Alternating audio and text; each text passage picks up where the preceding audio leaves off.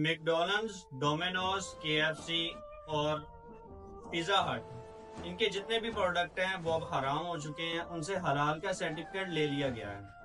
اس کا ریزن یہ بنا ہے کہ فلوریڈا کے اندر میکڈونلڈز کے کچن میں موجود عملے نے اس پہ تحقیق کی ہے کہ اس کے اندر جو اجزاء شامل ہو رہے ہیں ایلمٹن نامی ایک سور کے ہو رہے ہیں۔ اس کے اوپر مسلم جوڈیشل کونسل نے اور IQSA نے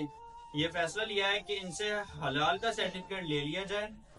اور تمام مسلمان صارفین کو اس سے آگاہ کیا جا رہا ہے کہ ان کو نہ کھائیں، ان کا مکمل طور پر بائیک آؤٹ کریں، کیونکہ میکڈونلڈز، KFC، ڈومینوز اور سٹار بکس کے اندر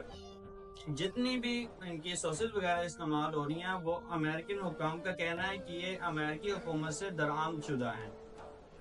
تو ہم تمام مسلمانوں کو اس پر کوشش کرنی چاہیے کہ ہم ان کا بائیک آؤٹ کریں، انہیں نہ خریدیں، کیونکہ یہود و نصارہ کا شروع سے ہی یہ